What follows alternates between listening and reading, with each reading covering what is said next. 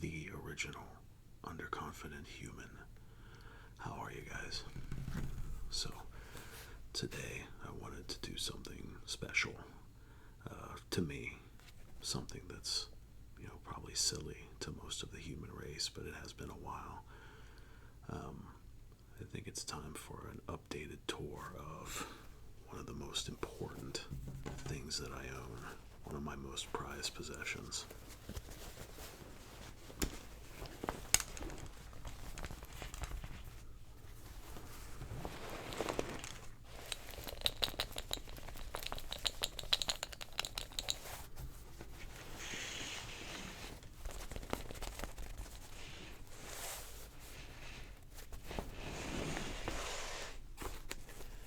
Today, I'll be giving you a tour of my Battlejacket, but not just any Battlejacket. This is like my main piece, if you will. So, one thing I need to say first of all, this vest is this is my fourth overall Battlejacket creation of sorts in my life. I've actually made a winter coat, and then I've started another winter coat as well in recent times, just for fun. But this right here, so this to me is something I intend to be buried in if I'm able to be buried with my, income and lifestyle. I don't know if that'll actually happen, but otherwise, I've begged and pleaded with the few living family members I even have to make sure that this survives me if I have to be, roasted into ashes when I leave this mortal coil. Because my vest to me represents me. Every bit of my essence is in this vest. My literal blood, sweat, and tears. Because, poked myself a couple times here and there when stitching things in and all that, I guess. But the stuff that represents me most, the stuff that I have loved most in life, just everything that I believe is a core part of my person is generally on this vest. Everything's got a story. I've mentioned in the past about my obsession with music. I know I've told the story about even when I was 4 years old, I was reciting, lyrics to songs, and for example, how my mom, we couldn't leave the house, couldn't go to the grocery store or anything without me begging for a new tape, because I was crazy about collecting cassettes. I was 4. In fact, when my cousin Julie, rest in peace, my dear, I'll get to that soon, but my cousin, helped raise me, and she gave me some tapes that her friends had recorded for her. So I had already started collecting music when I was just 4, technically speaking. But anyways, I was never one for, I didn't ask too often for toys and all that as a kid. I was not a toy person. I was, I would sometimes, I guess, ask for video games. That wasn't frequent. But primarily for me, cassettes.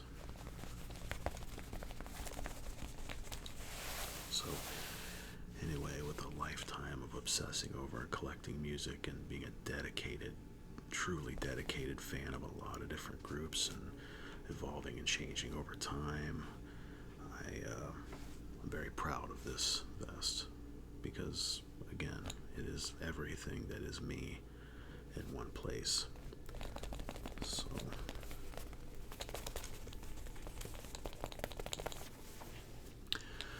with all that said, I understand, the point of view that some would call something like this ridiculous, silly, whatever. But to me, this is literally my very person being represented in physical form. This is so much of various aspects of myself and things I love the most, or things that brought some kind of enrichment to my life, even if a tiny bit, or a massive influence. I mean, any of that range. Anything in between is generally all here. So you have to understand that this means more to me than most things in this world ever could, because it's literally me. So with that said, let's have a little look-see, and I'll try to run through. I'm apologizing in advance that this video will probably run a lot longer than I would have wanted it to, but with that said,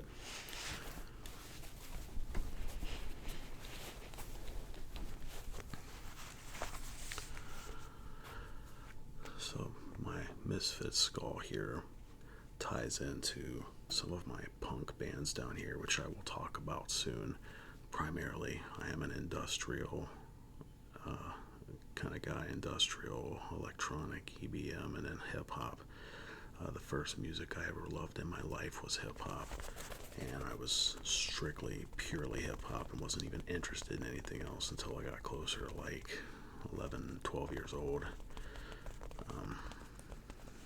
But anyway, up on the color here, I have Misfits and then this typo negative coffin. I have done a video in the past about how relevant Peter Steele was to me, how a lot of typo negative tunes carried me through some of my darker days. Even when I was little, I've always been a very depressed, negative wired person, and I have plenty of memories of my mom would be asking me a question or talking about something, and I would have little motivation or enthusiasm about things, and she'd be barking at me with stop being so negative. Just depressed and sometimes not wanting to exactly be alive has always sort of been part of my nature. But rather than doing something about that that's maybe not so preferable, one thing that has really been helpful in my younger years, more specifically, getting through those times and such internal turmoil over nothing. There's no cause for it specifically that I'm aware of. It's just kind of how I am, and I don't know why, but anyway, typo negative, particularly the album World Coming Down, was very key for me. I didn't, a lot of my musical evolution from childhood sort of took place in middle school and high school, especially high school. That's when my tastes really started to expand outside of just hip-hop and some electronic music. I really got into industrial and gothic rock and all kinds of stuff that really expanded my taste.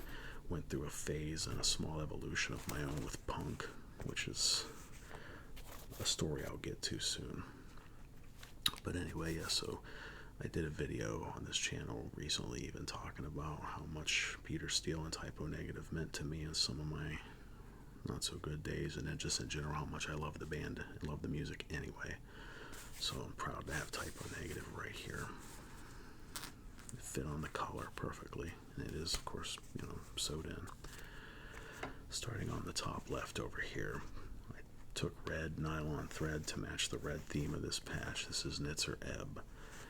For those of you that are not familiar, they are definitely classics, legends in the industrial and EBM scenes, because they created sort of a movement of their own. Nitzer Ebb is most known for one of their first hit singles, called Join in the Chant.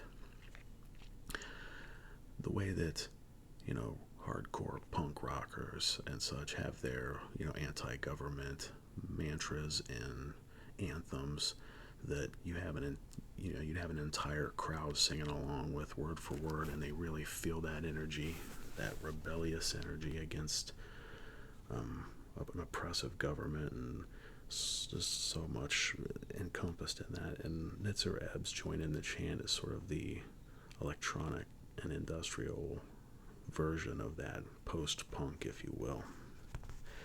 But anyway, I picked up on these guys a long time ago, and that first album is one of their best known, but actually my favorite, just for the sake of mentioning it in their whole discography, is probably their third album called Showtime. But anyways, Nitzer Ebb really hand in influencing some of my musical tastes and some of my attitudes. And I really love these guys. So that's why this is up here, and it's got some extra flair with that. I tried this, what I call the vertical stitch. Instead of staying inside, around the edges of the patch, it's actually going outside. So I'm just trying to go down the line here. This is LSDJ. This pen stands for Little Sound DJ. This is a ROM. This is a piece of software that you load onto a Game Boy cartridge, which allows you to use a tracking environment to write and compose music on a Game Boy. Any Game Boy that can play this ROM, basically. I actually used to really be into the chiptune scene once upon a time. The art of, using electronics, how they were absolutely not intended to be used. Writing chiptunes is kind of fun. Chiptune, like I said, music on vintage video game hardware or very, very vintage computers like Amigas and Commodores and the Atari computers or the Atari console, Nintendos, Game Boys, etc. I was really into that scene once upon a time, writing music and stuff, and I always had an appreciation for just how special Little Sound DJ is. I used to use it a lot, so that's why I have that pen. That's, for me, that's going back to like 2014, somewhere, I think 15. I wrote a bunch of Game Boy tunes. Really had fun with that. But you'd be amazed at the amount of sound you can get out of those little boxes too, right? Anyway, next up, the Revolting Cocks. The Revolting Cocks. Who's your favorite cock? This is a kind of fun/funny side project of someone I'm very fond of, which would be Al Jorgensen from Ministry, affectionately known by any of us that love the guy as Uncle Al. The Revolting Cocks are kind of legendary in the industrial sphere as well, in the old school.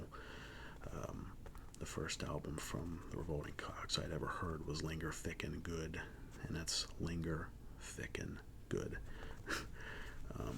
Really, really a classic album front to back, but they're kind of, writing songs about sex and partying, and sometimes a touch on politics or a touch on drug culture or things like that. Generally, the Revolting Cocks are supposed to be kind of, like I said, fun and funny. Not entirely a joke by any stretch. Not to be, and a get with a name like that too, you'd probably think so. They're not entirely a parody or a bunch of clowns clowning around. It's far from it. But it's a very different and fun industrial project compared to how very serious, driven, and political and aggressive that Ministry is. But anyway, as someone who loves Uncle Al, I love the Revolting Cocks, of course, and they deserve a place on my best. I don't remember. I think the first time I ever heard of the Revolting Cocks was somewhere around the time I heard of Ministry, which puts me like at 18, 19 years old, maybe 20 years old. So, anyways, long-time fan. Next up here, this is for Frontline Assembly. I would say that these guys are probably in like my personal top 3 most essential groups, bands, if you will. Reese Fulber and particularly Bill Lieb that founded this group. They are very, very legendary, prolific artists in the electro-industrial sphere. Truly dark electronic music, sort of almost with a cyberpunk theme.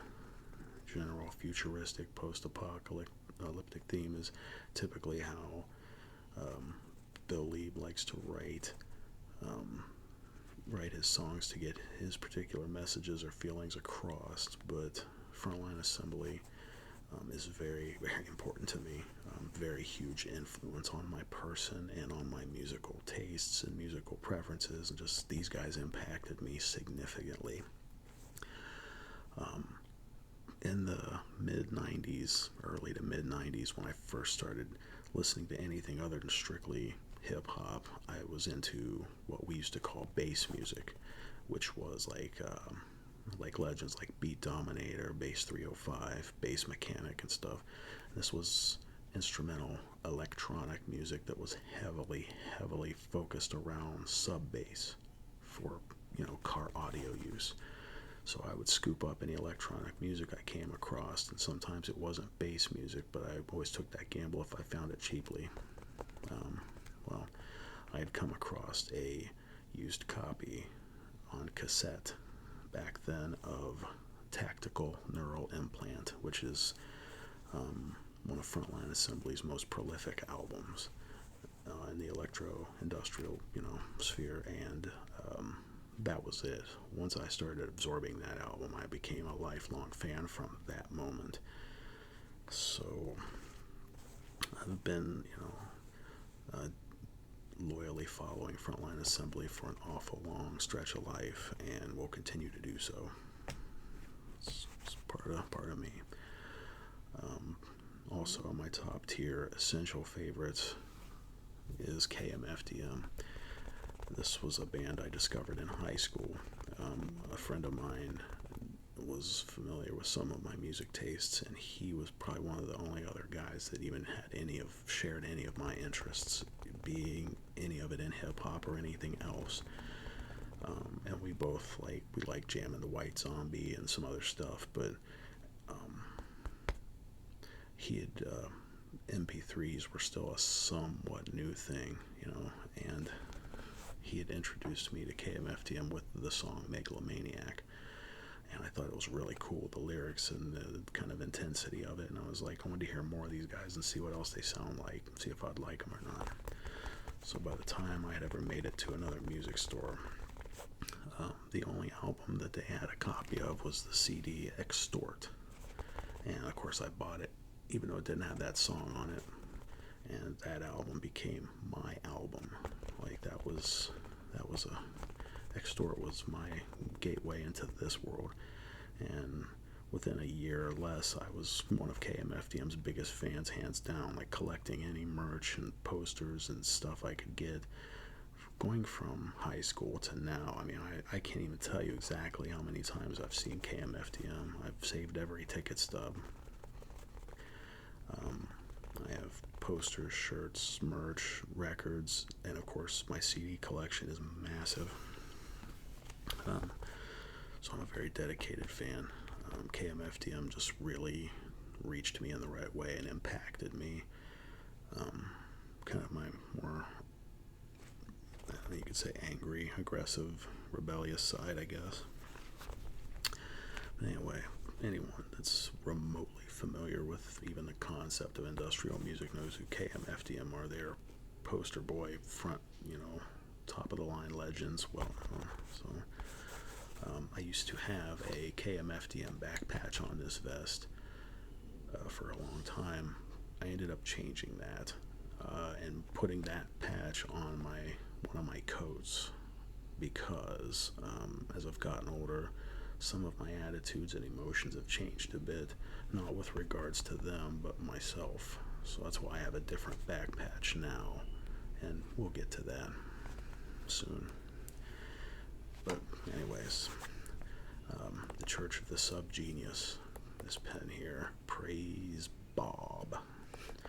So the Church of the Subgenius, I as an atheist, of course, have no fun poking fun of religion. It's a primitive concept to me, and I don't want to get into a long discussion on that. But anyway, the Church of the Subgenius has been around for many, many decades, before I was born, in fact. It's sort of a pseudo-cult, an anti-religious religion, a organization for non-joiners. They've had radio shows and books and movies and big festivals, and it's real. Look them up. But anyways, I became a subgenius reverend when I was a teenager. I'm still a subgenius reverend, so praise Bob, or kill Bob. The pipe touting face there is J.R. Bob Dobbs, and Bob is always written in quotations when you write his name. It's very fun, very fun. So then this little cartoon Baphomet here is one of the few non-music related things as well sewn onto my vest. This is to represent my sort of favor of atheism, and specifically LaVeyan Satanism, with the goat of Mendez kind of representing the carnal nature of man, of humanity, the inverted pentagram representing the four elements, and then spirituality at the bottom rather than facing upright at the top. And again, I'll save that. That's a very long discussion, perhaps for another time. But anyway, between the fact that it's indicative of my some of my beliefs and the fact that it's just unique, I thought it was really cool. So next up, White Zombie. So as I mentioned earlier, White Zombie was a band I was really into when I was in high school, and this patch has been on a couple of my past Battlejackets. It's a little worn, a little grimy and worn, but still decent enough. But yeah, I've been a fan of Rob Zombie and White Zombie for a long time. In fact, when I was in high school, I think,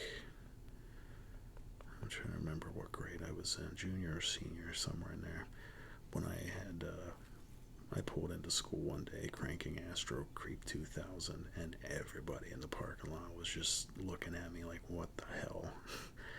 Because in my first car, I had 3 12s in there, and it was a cheaper system, but in fact the system was worth more than the car was, I promise. But yeah, I come through banging Astro. That was my favorite White Zombie album, so it was somewhat heavy in my rotation. So anyways, long time fan. I'll slide over to this panel next. Up here, Order of the Static Temple. So Rob is a fantastic guy. This group, rather this person, is one of the few like modern or new-ish groups or names to emerge in the industrial music scene that I actually like. You can tell that he was heavily influenced by Frontline and Skinny Puppy and classic industrial. But I got to talk to him online a bit when this first came out. I think a video crossed my Instagram or something with the song Riding in Sin. It's a music video. And I was like, this is badass. And I went looking into him, just ended up becoming a fan. I bought the album right away. And there was a limited edition, like, release day thing where you could buy, on Bandcamp, you could buy the album along with, it came with an enamel pen with the logo and a patch.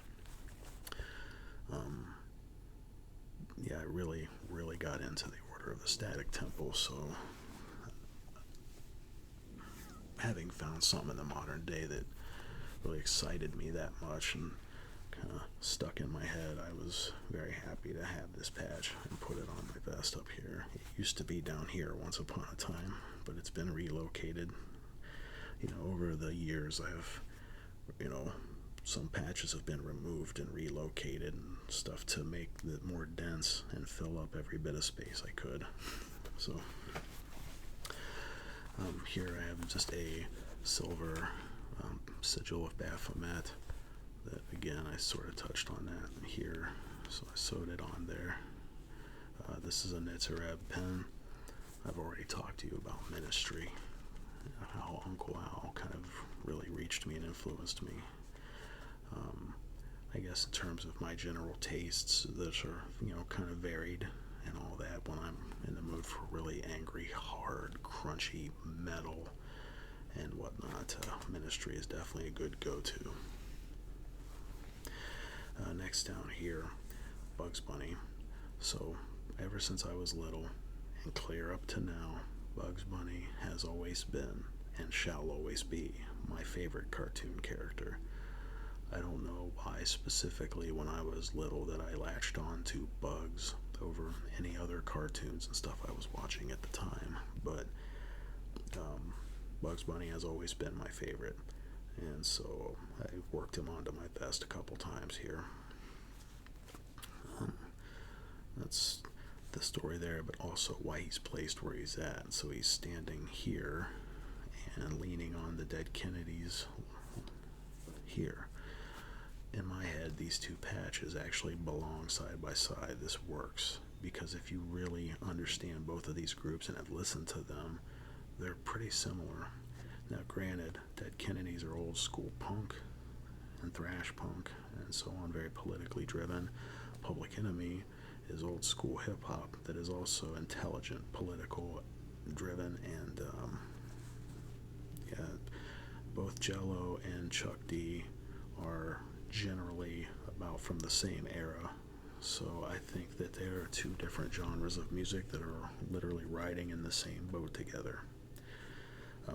Either way, Public Enemy, I got into Public Enemy when I was pretty young, and like 6 or 7 years old perhaps, because I did like collecting various artists' cassettes, and it's how I discovered a few of my favorite groups actually. But Public Enemy, anyway, I was reciting Public Enemy lyrics far before I was old enough to understand what they even meant. I was really into them anyway. So Chuck D is, to me, a teacher of mine. I definitely consider him like a teacher figure. I grew up with Chuck D, heavily influenced and impacted by this man, and Public Enemy as a whole, very, very, very significant to me. I think because I had latched on to Public Enemy at such a young age that I might not exactly be the person I am today had it not been for Public Enemy. Really brought a lot of eye-opening stuff to my life, a lot of education, a lot of energy, just a lot. And then likewise for the Dead Kennedys, a whole different genre of music, but Jello Biafra is also someone I really admire and respect a lot. And yeah, I thought I've been listening to these guys since I discovered them in my punk phase, which, again, the punk phase story I'll get to.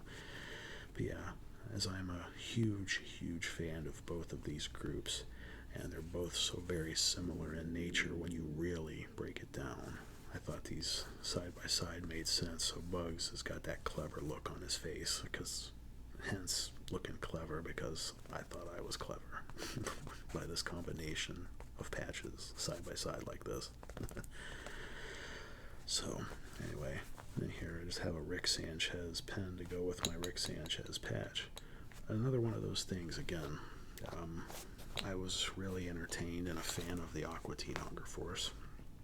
Really enjoyed that. I'm not a huge TV person, so anyway, it's been if I would have ever found embroidered patches of Ignig Noct and I definitely would have had that in my vest, when I started it. Actually, this would have been on my previous Battlejackets, because I got these tattoos around the time the Aqua Teens were really popular, and that puts us in the early 2000s. So they're not, like I've had these tattoos for a couple decades now, and never did find embroidered patches of these guys. Just die cut embroidered patches would have really been awesome. I've looked once or twice over the years too to see if anyone ever made them on Etsy or anything, and it's never quite been like what I would want to find, which is they're just original design. But anyways, so why in the world would Rick Sanchez be something that represents me? Well, it's sort of my sense of humor, which I don't claim that I have a real good one, but compared to the amount of time between when the Aqua Teens was popular and new and really had my attention, compared to when Rick and Morty came out, that's a long stretch of time in between. And I just remember this was the first, show like this in a long time that I actually appreciated the humor, and I really like the character. That's all. I, whether it's cringe or not, I'm a big Rick fan. So that's all the explanation I guess I need to give. Skinny Puppy. This is another patch I've had for quite a while. It's been on my previous Battlejacket as well, and it's also kind of grimy and worn, but that's okay.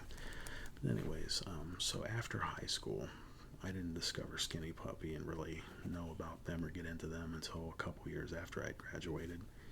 But we used to have a thriving local music scene here. Lots of hardcore, screamo, and punk bands. Mostly hardcore guys, but there were a couple screamos, and well, the hardcore guys scream too, but that's different, but really blast beaty. But anyways, a banging local scene here. So there was a couple of guys I worked with that used to go show hopping all the time, and I started rolling with them, and then some of their friends became my friends and sort of formed a group.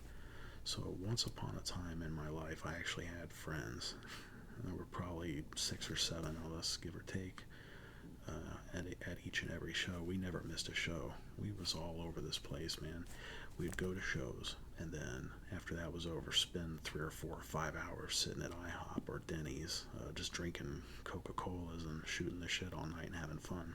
Those were good times in my life, I guess. If I ever had any, that would be amongst them.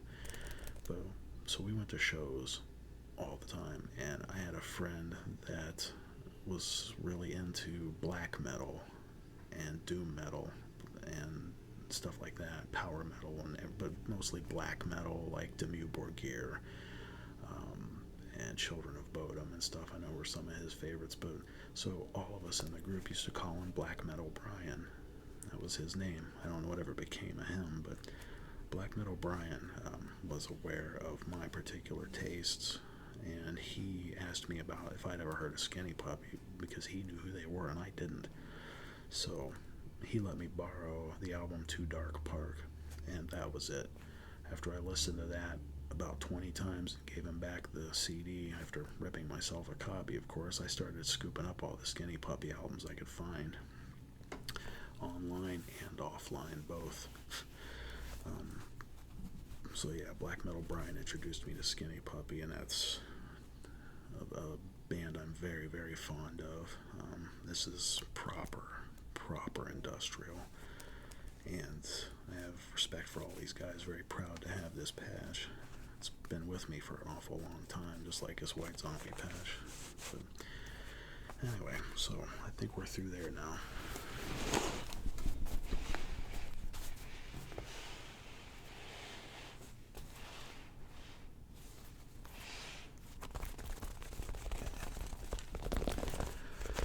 Next up, this is a woven patch I had imported from a Canadian shop, and it's not heat printed or transferred or whatever. These are woven fibers. This was an expensive patch, but it is a rest in peace for Peter Steele. And again, after I'd mentioned how very much Peter Steele impacted me and meant to me, how much Typo Negative meant to me, this patch is on the front pocket here, and it was expensive. I'm very proud to have it. I've already kind of told some of my Typo Negative stories, so at least we can move on past that. This Peter Steele silhouette kind of thing was, I've actually had that patch for quite a while, but never found a use for it because of its odd shape. I couldn't quite work it in anywhere, but when I got into this vest after a couple years of sort of growing it and evolving it, I found space for it in here. It just fits when this pocket's closed, like so. Peter Steele. Next up, Uncle Freddy. So another has been, always will be statement, but Uncle Freddy Krueger has always been, will always be my favorite horror character. So I was pretty young, I don't remember exactly, but pretty little, still in the VHS era, just to give you an idea. My dad really liked horror movies. He was a big fan of the Stephen King movies and Jason and Halloween and all that stuff, and then of course Freddy. So I was kind of scared of Freddy the first time I saw Nightmare on Elm Street 1 and 2. Like, but we'd watched them, and I ended up really liking Freddy. And I remember at one point, Dad had bought me this box set that had the first like 3 or 4 Freddy Krueger movies all in one for Christmas. And I watched them over and over again. So now it's kind of a shame in a way that, I mean, they're all classic movies to me personally, but like the first 2 Nightmare on Elm Street movies were definitely scary. They were proper horror flicks for the era, for the time. Then when we got into 3, it really changed. 4 and 5, it started getting corny. You know, it really, a lot more comedic elements to it rather than being straight up psychological or scary in any way. It started getting silly. Freddy Krueger, the 6th movie, called The Final Nightmare, was how I got introduced to Iron Butterfly, and I'll get to that soon. But then when they came out with Wes Craven's New Nightmare, the 7th movie, then it went back to being a straight up scary movie again, like proper scary. So anyways, I've seen all these movies a gazillion billion times in my life, and I am a huge Freddy Krueger fan. Also, a fun fact, somewhere when I was in high school there, my mom and dad went to this Oktoberfest thing. They usually went to that every year. Well, they took me along, and there was some Halloween stuff going on there as well, and I went in costume as Freddy Krueger. I had this rubber mask that was surprisingly awesome looking, and it was well designed because there were like kind of holes in the cheeks, and like where the meat of his skin kind of folded, like you couldn't really see him, but it allowed it to breathe a little bit. And I had the dirty hat, the dirty brown pants, I had the striped sweater, and a glove, the claw. I had the whole thing, and I looked so good that some people thought I actually worked there. And my mom got such a kick out of that. I have a photograph somewhere that Dad had taken with, back when we had actual cameras of me and her, because she wanted a picture. But it was really wild that more than a couple people, going around that day thought that I worked there, that I was part of the event staff. And people came to this thing, some dressed up as all kinds of things. It wasn't like, not everybody was in costumes, but I also wasn't the only one. It was just part of that Oktoberfest thing, but to dress up. But anyway, I went as Freddy, and they thought I was Freddy, so I think that's very funny. I'm gonna save this for a minute. Let's go. We've done Freddy, so Green Jelly, The Misfits, Crass, Exploited. So this is the embarrassing part of my story, something I'm not totally proud of, even though it turned out good for me. But not long after I graduated, I was interested in this girl. A co-worker of mine, she had like a friend of hers that was supposedly, anyway, single at the time, and we ended up meeting her, and she was a total punk rock chick. She was really into the emo scene, which I wasn't, but all around, she liked both making and reading zines and just going to those type of shows, all punk all the time, and we actually dated for just a short time. That ended real quickly, though, because she was sleeping with her ex-boyfriend. She was cheating on me, and that really devastated me, since I was pretty used to not having a girlfriend in the first place.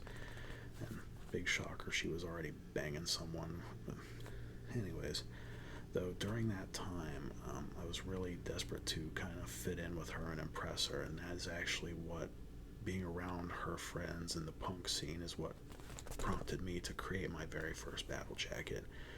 Now, there wasn't internet like that back then. There was no eBay. You couldn't, and Etsy, you couldn't find patches, so you got them by going to shows or by finding people that made patches. And anyways, I had made my first coat with safety pins and a bunch of punk band patches all over it, for the most part.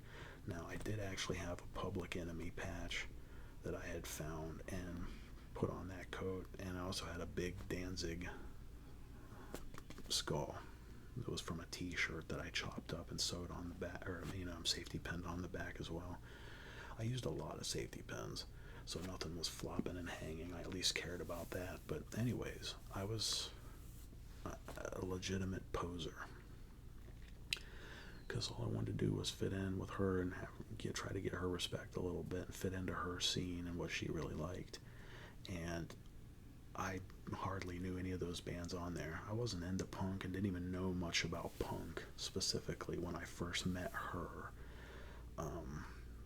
So I was straight up posing. I hate myself for that because I despise posers. But of course, I was young and dumb. It's not like I really knew any better. There were probably 4 or 5 bands on that whole coat that I actually knew anything about in the first place. But hanging around her anyway did expand my music taste, because I started actually listening to that music and being around it. And a very long story short, the Misfits, Crass, the Exploited, and then a couple others. I don't have patches on here that I'm able to fit on here for, like Black Flag and Rollins, and then Rancid and Dropkick Murphys, and a handful of other bands. Like, I really ended up latching on to them and liking them. It sort of started to expand my taste, especially the Crass, because I was already into industrial music and stuff like that, and their use of samples and the weird shit that Crass would do definitely made them stand out to me a lot when I first started getting exposed. But honestly, I think the very first punk band that I ever considered myself an actual fan of was the Crass, or just Crass. I have a bad habit of calling them the Crass, which is technically not correct, but anyways, really got crazy about the Crass, and then I expanded out from there with the Misfits. I'm sorry, I'm going to definitely trigger someone somewhere by saying it, but I actually prefer the Michael Graves era Misfits the most. The Walk Among Us album, American Psycho album, Cuts from the Crypt, those albums are all like the Misfits' best material to me. Now, I really am fond of Danzig and appreciate Danzig, and I'll get to that soon, but I would say, I like pretty much all the Misfits records I've ever owned, and I own pretty much most of their formal discography. But yeah, love the Misfits. Crass was my first favorite. The Exploited, out of my bunch, was another one I really picked up on, because one, Waddy is a badass, and two, that the thrashcore energy of Exploited sort of fit in with that scene that I was already hanging out in with my friends and stuff, because they were, again, a lot of hardcore bands and screamo bands and stuff like that. The Exploited is really hardcore thrash punk. I mean, mosh pit banging hardcore thrash to me, at least in my opinion. So it was easy for me to latch onto the Exploited when I was starting to get into the punk scene and start to learn about it. I still love these guys a lot. Yeah, that's why I kind of saved this section here before I got into the Misfits, so I could tell my story. And yes, I regret that, even if I was that young, that I was a poser at first for a girl. But I did like the aspect of Battlejackets and the totally wild, design freedom that you have to design and represent music you love. I like the look and aesthetic of it, so I had to make my first coat. Like I said, I stuck all these bands on there I didn't even know about. But and from that era, a couple others I picked up on. NoFX grew on me. I didn't actually like him at first, but eventually I came around and ended up liking him because Fat Mike is really awesome. S&M Airlines and Punk and Drublic are like absolutely essential classic punk records in my opinion. I always will have a soft spot for NoFX. and Fat Mike. So I found this patch that fit on the cuff here, sewed it on. Then the Subhumans and Citizen Fish. I absolutely love those guys too.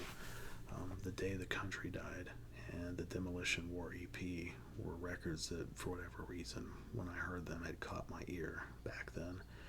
And can add Subhumans to the list of favorite punk bands for sure. I love these guys. Now, Green Jelly. Try to get back into the core here. So Green Jelly, my little stepbrother, he's about like 5 years younger than me. I haven't seen him since we were kids because my parents had split and all that, but he had the Green Jelly Serial Killer soundtrack cassette, and we used to listen to this from time to time, that tape, while we were playing Super Nintendo. I remember one in particular was Biker Mice from Mars. We used to play the hell out of that all the time. But he really liked Green Jelly and the Three Little Pigs song, classic. I guess it's because of him I ended up liking those guys. I had got the album 333, which is my favorite Green Jelly album personally. And I'd have never guessed when we were kids that many years later, Green Jelly came through town here and played at a local dive, and I got to meet the guys. I actually got to go back and hang out with Bill Manspeaker and the band and drink a beer and talk shit.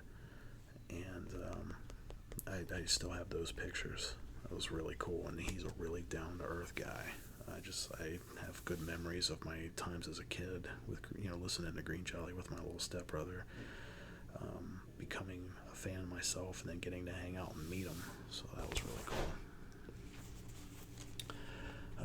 Next up, 9 Inch Nails. So now we're going back in time again, but for me, 9 Inch Nails wasn't just prolific, but it was exciting to me because I was used to my music. Most of what I was listening to in high school and stuff being the Outcast. Like, a lot of it's stuff either people would make fun of or never heard of, or both. And 9 Inch Nails was one of those few, to me, kind of like Prodigy, which I'll get to in a bit, that crossed over into the mainstream a bit. And I don't necessarily mean that in a bad way, but I mean it was generally an industrial focused band that made it, that was recognized, that became a little more mainstream appreciated. And given that most of my music was stuff that, like I said, was either made fun of or unheard of or both, it was exciting for me to be able to share something in common with regular people, basically. But anyways, I've always appreciated Trent Reznor's interest and slight passion for circuit bending and modifying electronics to produce different sounds and things like that. So anyway, long-time fan of 9 Inch Nails. Very, very big fan of the first 2 albums, especially. Pretty Hate Machine is probably my favorite, and then Downward Spiral is classic piece for piece. So below that is Velvet Acid Christ. This is a cheaply silk-screened patch on canvas, but it's also the only thing I could find at the time. Kind of similar to, sort of in the vein of if Front 242 and Skinny Puppy and Nitzareb all like had an offshoot. Like, Velvet Acid Christ is just classic electronic industrial, and among that era of kind of expanding my electronic music tastes, like around the time I found Frontline Assembly, Velvet Acid Christ just became a band I was real fond of. Velvet Acid Christ. In their discography, I would say Calling of the Dead is probably my personal favorite record. Worth looking up if you've never heard of them. Next up over here, Arkham Sanitarium Staff. So this is dedicated to my favorite ASM artist, Ephemeral Rift. I I got into ASMR. I was introduced to it actually by my daughter. She only went through a short phase with that though, with some girl called J ASMR. But this is 8 years ago for me or so that I first was introduced to ASMR. I didn't know how to remotely role play. I still don't. But Dr. T and Fred's Voice, love those. Love those guys. And a few others that I picked up on over time, but I would say overall, other than the recent times, I don't really like what Paul is doing. Like it's not my kind of thing. It's not the kind of ASMR I want to see. But anyways, hands down, my most favorite ASMR artist is Ephemeral Rift, and as relevant and as significant as the discovery of ASMR has been to me, I am very proud to have this on my vest to represent that, to represent my affinity and appreciation for what ASMR can sometimes do for me, and my favorite ASMR artist. So it's a sort of a 2-for-1, patch there. Next up, Wax Trax Records. Definitely a very prolific and powerful force in the sort of explosion and growth of industrial music. The history of Wax Trax is long and varied, but some of my favorite artists have come from Wax Trax, such as Front 242's early stuff and My Life with the Thrill Kill Cult. Basically all the mainstream industrial guys that you've ever heard of probably at some point had some affiliation with Wax Trax. I'm a big, long time follower and fan of this label, and what it is that Wax Trax meant to me is just so much. So this patch, very proud to have on my vest. Front 242, again, similar in vein to me, like Frontline Assembly and Nitzareb for sure, kind of foundational and electronic industrial. Front 242, very influential. I'm just a huge fan, and some of their classic albums like Front by Front, and my personal favorite, Tyranny for You. Just if you're into that scene, you know who these guys are. They don't even need an introduction. It's Front 242 legends. From the gothic rock scene a bit, Susie and the Banshees, and Alien Sex Fiend. A couple of groups that are particularly awesome to me. Alien Sex Fiend is just so wild, you never know what to expect. And Susie and the Banshees, a couple of her, Susie Sue is one of my personal goth queens. Goth queen, for sure. But Susie Sue has written so many known and loved tunes.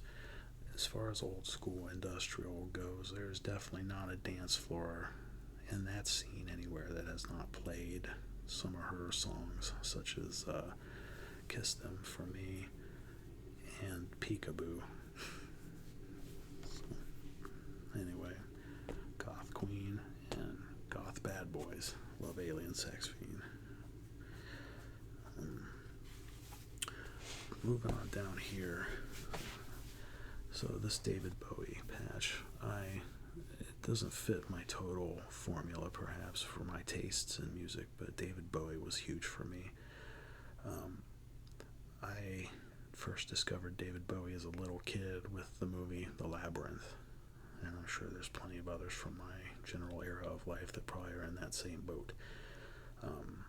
But David Bowie, and The Labyrinth, I watched that movie just a gazillion times as a kid. I, of course, had the VHS, so it got watched a lot. As I grew up and started to learn more about him, I sort of found my particular path through his discography and what stuff I liked the most and what I didn't, and so on. But anyway, David Bowie has been with me for most of my life, and I ended up becoming a big fan of his as I got a little older. So this particular patch is a heat transfer, I believe. It's printed, but it's unique because this was his mugshot on, I guess there was a night in 76 where he and Iggy Pop got busted in a hotel with a trash bag full of weed. And I don't know what else they were busted for, or if that was even it. I don't know that whole story, but if you just look up Google the David Bowie arrest incident, it's got those details. But yeah, his mugshot, that is such a badass patch, if you really think about it. The man's mugshot. So I was pretty geeked when I found that patch. Over here, Led Zeppelin. This is a badass patch. This was actually a really good idea, the way they made this. But so I love Led Zeppelin because this was one of my dad's favorite bands, stepdad, I should say.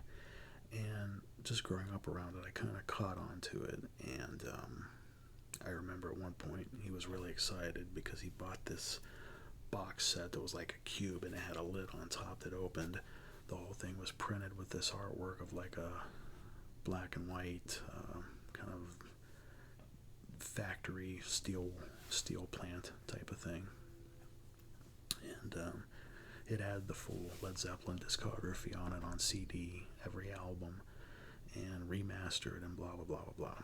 So I used to steal that from him from time to time and listen to CDs from it. But yeah, I have a childhood, I guess, fondness for Led Zeppelin just because of my dad. And I personally believe that Jimmy Page is one of the finest rock and blues guitarists there ever were. I mean, Jimmy Page is truly a talented, amazing human to me. I've heard he can be an asshole in real life. I don't know, no clue. Obviously, I never met him, but regardless, I have just a lot of memories of listening to these and stuff, these albums, and I love Led Zeppelin. So I chose, because of my childhood attachment to Jimmy Page and Led Zeppelin, that I felt they deserved a place on my vest. Likewise, this patch here, this is a recent acquisition for me, and it was a pain to figure out how to work it in because I had to move some patches and stuff, but Eraserhead. This is from Starside Relics, which is a shop in Canada that does limited runs of patches where these are woven. These aren't printed, heat transferred, silk screen, none of that. These are woven fibers. It is a woven patch. I personally love David Lynch, big fan, and this movie. So I got this movie on DVD somewhere in my 19, 20 years old maybe. I love Eraserhead. Just a huge fan of how bizarre and awesome this movie is.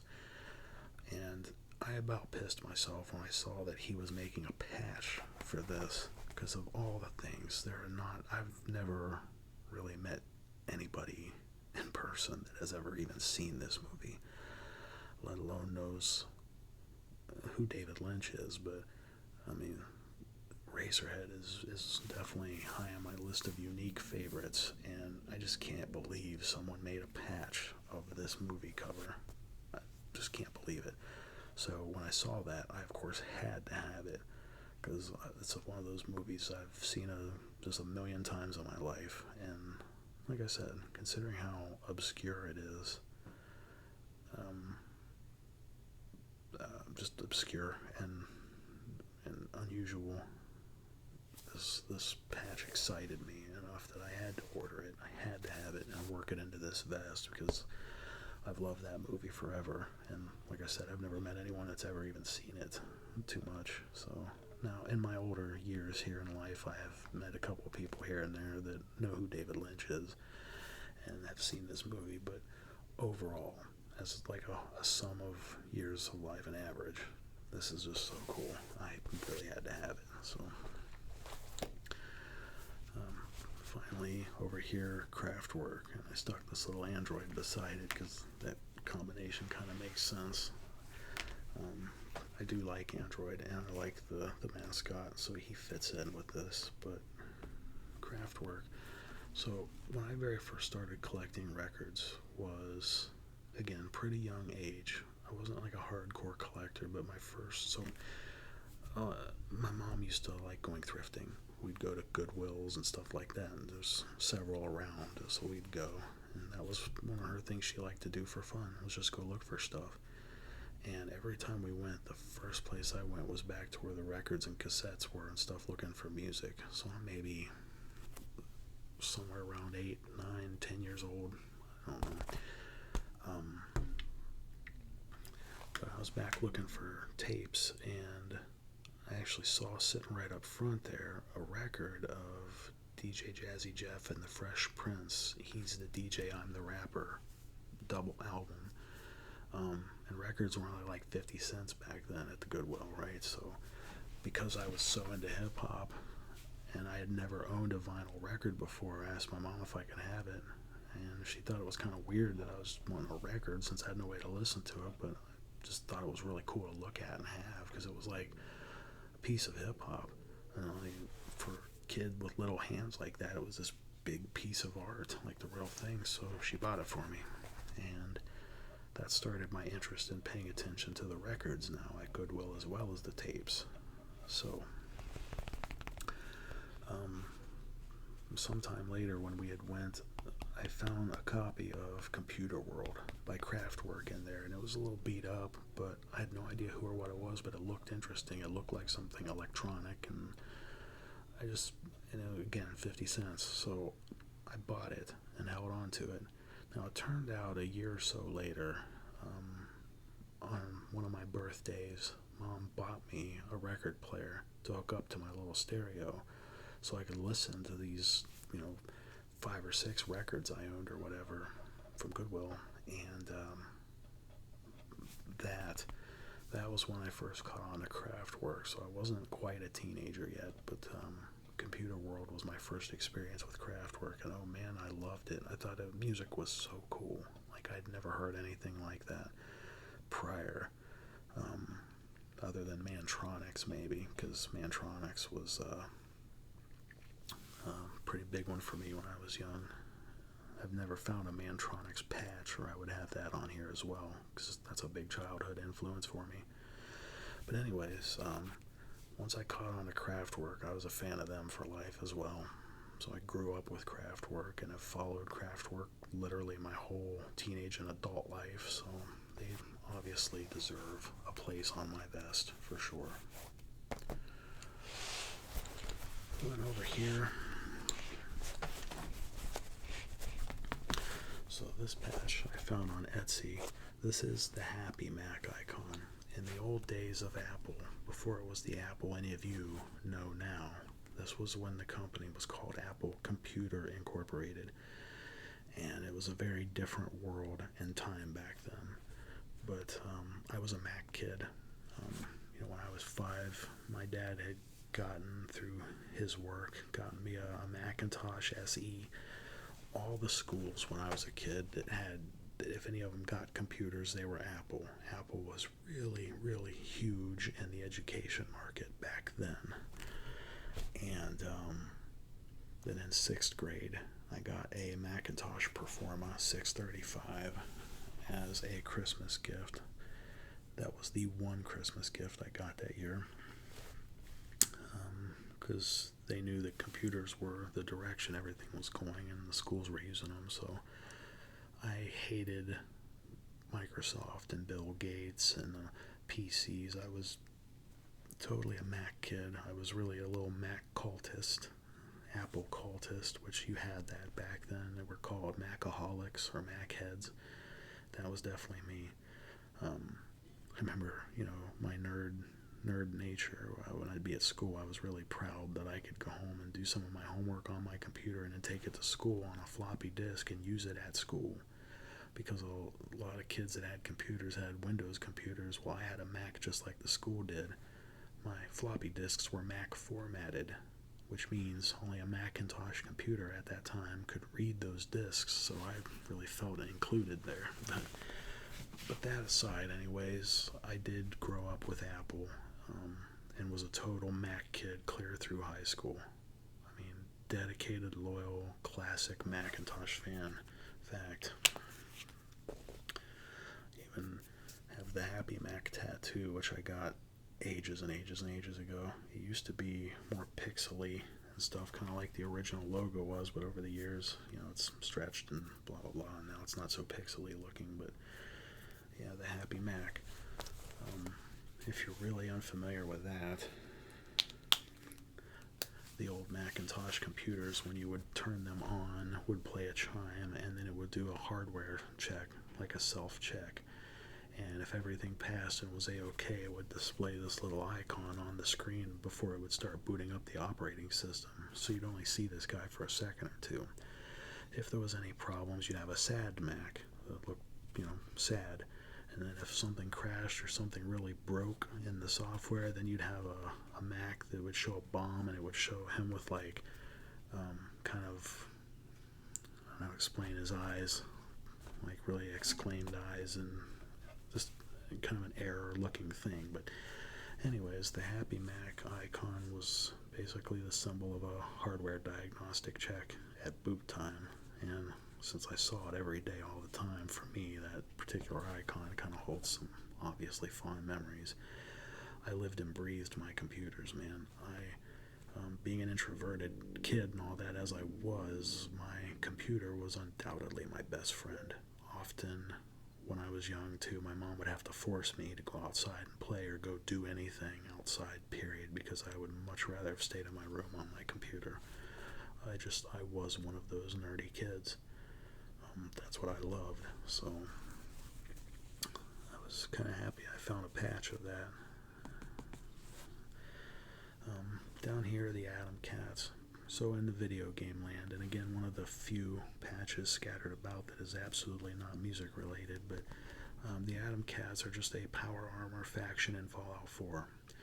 Now, I personally, I first discovered Fallout 3 on the Xbox 360 back when that was fairly new. So, I mean, I've kind of been a Fallout fan for an awful long time, but over the course of time, I've acquired a few Fallout patches here and there, but in terms of just aesthetics, my favorite one is the Atom Cats. It's such a badass patch. It's crazy in Fallout 4 when you find these guys too, how incredibly expensive and difficult it is to get all the Atom Cats custom power armor pieces. I definitely have put a lot of grind time into Fallout 4 to be able to do that. But anyways, I am a hardcore Fallout fan overall, and because I love that game series so much, I wanted to find a way to work them into my vest, and I chose the Atom Cats patch to do it with. I can't even say for sure that the Atom Cats are like my favorite faction in any of the Fallout games per se, but I am fond of them. I love the whole King Cool, kind of Tunnel Snakes or Fonzie vibe that they have, except they're good guys. But yeah, so that's there to represent my love and appreciation for Fallout. Moving over here, I have a Harley Davidson patch on my pocket here because I don't currently have a bike, although I used to. I've had a few over the years. My cousin Julie, rest her soul in peace, had a big hand in raising me when my mom was working. My mom was a bartender back then, and then she ended up going to school for a short bit and was a phlebotomist for a while. And anyways, my cousin was hands down the one of the few family members I even had that I was really, really close to. I used to stay over there anytime I could when she'd babysit me. I was, and even as a teenager, anytime I could see her, I was happy to. I was very close to my cousin, and she meant a lot to me. But anyway, her husband has been in a motorcycle club, and I grew up with them guys. I grew up with that motorcycle club, so I was riding bikes pretty young and exposed to that culture. That's just a part of my background. I love motorcycles. I love riding. Being on two wheels to me is just such a pleasure. And I guess you either understand the feeling or you don't. There is no in between. But anyways, because of my fondness for riding and bikes in general, particularly Harley Davidson, growing up with that and everything, I really felt that this patch has a place with me here, so I put it on here, both for my love of bikes and for, like I said, the memories of so much childhood, of growing up with my cousin and being around those guys in the MC. So over here, I stuck in a small embroidery. This was hard as hell to sew on a Chief Wahoo. I will get to this story later because I have a big Chief Wahoo on the back. I'll touch on that in a bit. Next to that, this one is one of those few patches I actually chose that isn't related to anything and is just one of them. There's a gazillion silly patches out there that say stupid shit and try to be funny and just whatever, and those are cool. But this one, I don't know, I really liked because it's exactly my general attitude. Kind of that big teeth grin. It's not really a smile, but like just, and that's exactly my attitude. Like, whatever, see you in hell. That fits good with my Chief Wahoo here and these PC goofs, and just, yeah. So, anyway. Then we'll move along and see Danzig. So, again, I mentioned earlier, I am a fan of Danzig. I really started paying closer attention to Danzig, not as much with the Misfits, but later, much later, when he put out the album Black Acid Evil, Danzig 5. Was when I first really was like, oh, okay, he went this direction. So he was doing industrial music, which was my thing, so that's when I started listening to Danzig. My taste for Danzig then expanded from there because went on to like Danzig 666, Satan's Child, Danzig 7, I Luciferi, and then working backwards to Danzig 4P and How the Gods Kill and all that. I ended up becoming a fan of Danzig overall, big fan. Admittedly, the first couple albums that are supposed to be the most classic with like Mother and stuff on them, I don't really care for that southern rock style he was doing. But I would say overall, from Black Acid Evil onwards, definitely some of my favorite metal records. I've heard Danzig's an asshole in real life, and maybe he is. I also remember seeing that video where the guy got himself knocked out by some other guy in a band. I forget who they even were, but it's not like the guy hasn't had his share of bullshit happen to him or been through whatever, and somebody might have brought on himself, but I don't care. Regardless, I think Danzig overall is a badass, and I love his music. So, this is a Skinny Puppy logo, or at least a variation of it. Already discussed that. Skinny Puppy. Over here beside that, Cypress Hill. So that skull, this particular design, is modeled after Temples of Boom, Cypress Hill's third album, which is hands down been my favorite in the bunch. I remember in high school, again, I had a system in my car. I already told you that story. It was definitely a big handful of CDs that were in frequent rotation for me, sometimes because I just wanted to show off how hard my system bumped. One of those albums in that time, I liked Cypress Hill in general, like Black Sunday. Everybody knew that album at some point, and that was a classic and all, but Temples of Boom, the title is appropriate because not only is that album, in my opinion, their best, but it definitely does, in fact, boom. The system in my car would rattle with a handful of tracks off of this album frequently. So I really am fond, in particular, of Temples of Boom. Like I said, hands down my favorite Cypress Hill album, but these are another, I grew up with Cypress Hill, and I I respect Be Real. I think this shit's awesome. I'm a straight up fan, period. So, White Zombie I've already touched on. Iron Butterfly and The Time of Our Lives. This cover is just sick. But anyways, yeah, so when I talked about Freddy Krueger earlier, Iron Butterfly and The Final Nightmare, there was a scene where they play the music in a Gata Davida. And I didn't know who they were, so I asked my dad, and of course he knew. It was Iron Butterfly, and I was like, that song's really awesome. And I played that like a few times over and over again on that movie. And long story short, he ended up buying me the Inagata Davida album. And I quickly discovered that it was unusual music for me, but there was only like a couple of songs on that album I liked, including, of course, Inagata Davida itself. But the flower and bead, like, hippie thing they were doing, I was like, well, this is kind of crappy. But then I found a copy of Iron Butterfly's Ball, which was their third album, and some of that music got to me. In the Time of Our Lives and Filled with Fear and stuff like that. I'm like, this is wicked. Not long after I found that, I also got a copy of Iron Butterfly's live album, and the live version of In the Time of Our Lives was just so wicked to my ears. Like, I thought that was just really, I really felt that song, and I really loved what I was hearing and the dark nature of it. So, a fun story is, at the time, my stepdad's daughter, so my stepsister, ended up moving in with us for a short bit because she was having issues with her mother, and my room was in the basement.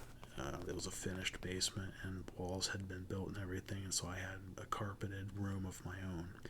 Well, she lived down there outside my room. On the other side, it got turned into essentially another room. She was into Mariah Carey and Whitney Houston and stuff like that. So she hated Iron Butterfly. But what's worse is I can't sing for shit, of course, but I liked singing along with it while I was playing my games or on my computer or whatever anyway. So she absolutely hated and was miserable, and often told my parents and told me how miserable she was hearing Iron Butterfly. She hated it, so that of course made me play it more and sing it louder. But anyways, there's quite a bit. I can't say I absolutely love and adore every song, because again, they did some songs here and there that are really not my taste at all. But there's a majority of Iron Butterfly's material that is my taste. The real dark nature of it all and the musical style and The Time of Our Lives in particular is my favorite. So I really can credit Iron Butterfly for, again, much younger years, far before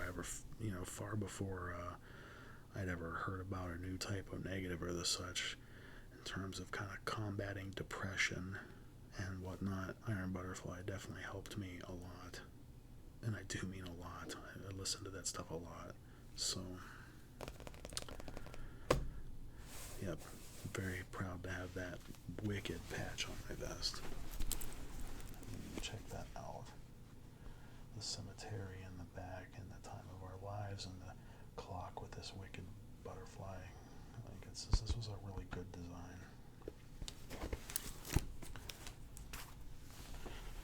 Next up, Marilyn Manson. I became a Marilyn Manson fan by chance. A friend of mine was really into Marilyn Manson, and I didn't hardly know who he even was. Like, I knew his name, I knew his face, didn't really know his music, didn't care to. Just hadn't crossed my radar. Well, he was going to a concert for the Mechanical Animals tour when that album was released, and his cousin or whoever it was that was supposed to go with him ended up having to cancel. So he had an extra ticket and offered to take me along. And that show kind of changed my whole understanding. I learned who he was, and he did some really messed up shit on that stage. I don't really want to get into it, but regardless, though, it was a sick show. It really rocked, and that exposure in person like that is what introduced me to Marilyn Manson. So fun fact of my day, I guess, the very first concert I ever attended was Marilyn Manson. And Mechanical Animals, yes, is, even though I know it's unpopular to say, but that is that and Heaven Upside Down are without a doubt my two like favorite Manson records by a good bit. So Joy Division, again, kind of going in with my classic goth rock era. This album is a masterpiece. I mean, you either get it or you don't. But musically, sonically, it is just a true masterpiece of an album. It's one of those that even to this day, if I am really just feeling blue, feeling depressed, feeling in the hole, sometimes this album just makes me feel better. I don't know how else to explain it, but out of a couple of albums that actually came from Joy Division before he ended his life, also due to depression and stuff, I can say Unknown Pleasures is just definitely a beautiful, unique piece of art. Great album. Another Rick Sanchez patch. Just, I've already told that story. I'm just a fan, and science. Like, I love this patch. Over here, this is the cover of my favorite, absolute favorite David Bowie album, Heathen. Heathen is I want to say, I don't remember when I first picked up on this. It wasn't when it came out. It was much later after it came out when I heard this album. But, I had went through a time earlier when I was just really into collecting David Bowie albums, hearkening back to my childhood. And when I come across this one, this album just kind of became my favorite.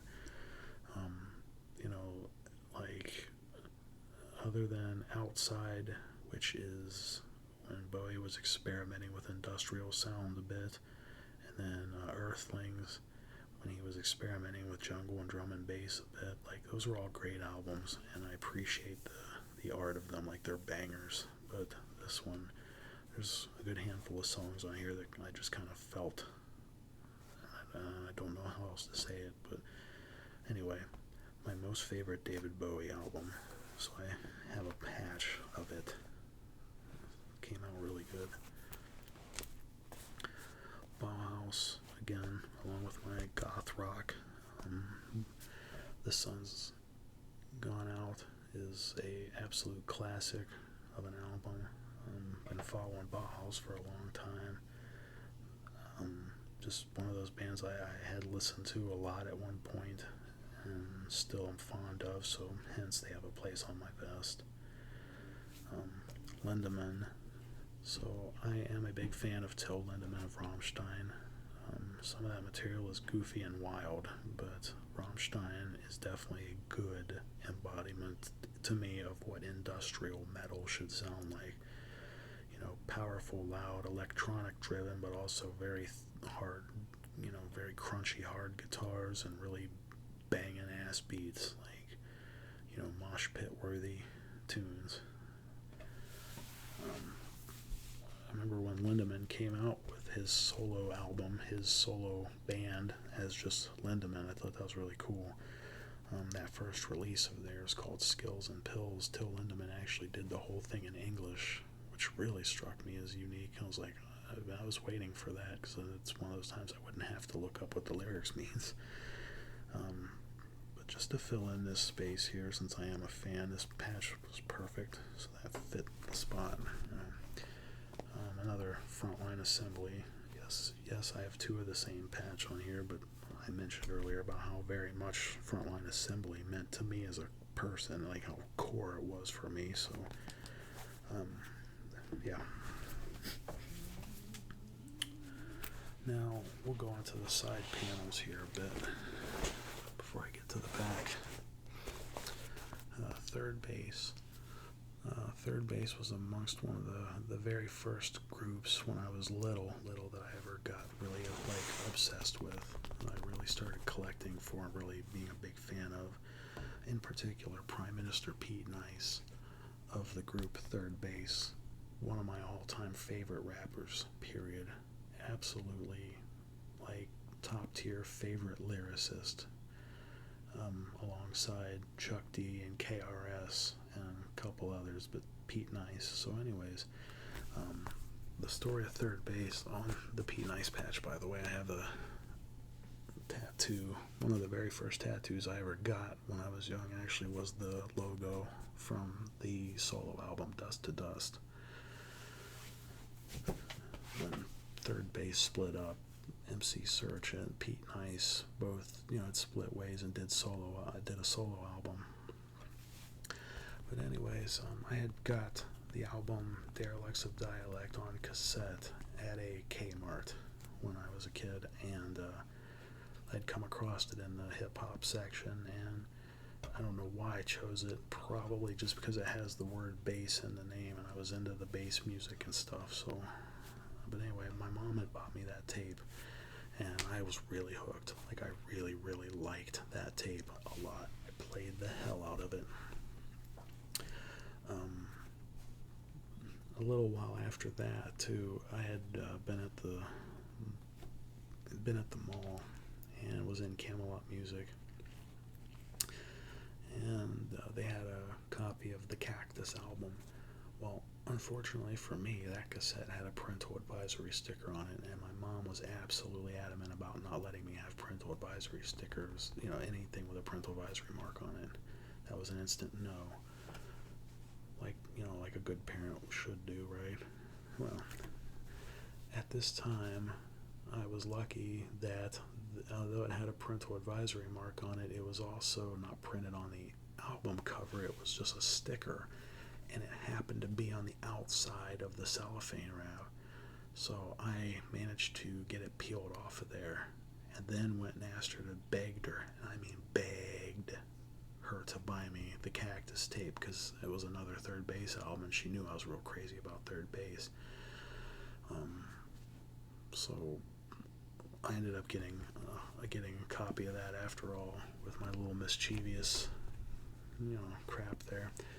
But another random, stupid, fun fact from my childhood is I had won a goldfish at a fair, one of those things where you bounce the ping pong ball, and if you land in there, you get the goldfish.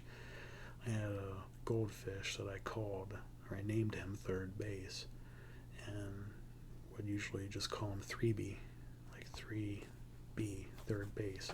And occasionally I might actually call him Third Base, but my mom thought that was the most ridiculous thing, because I named a fish Third Base. But 3B probably lived like a month and then was dead. But anyway, yeah, I was pretty damn small, guys. I was pretty little, so I think I'll give myself a pass on that one. And then, yeah, when I got older and come across a copy of this album at a flea market, this guy had a flea market we used to go to. This guy had a big music stall, and there was no internet, so I didn't even know that Third Base had actually split up, let alone that Pete Nice had a solo album. So this is high on my list of favorite albums, period.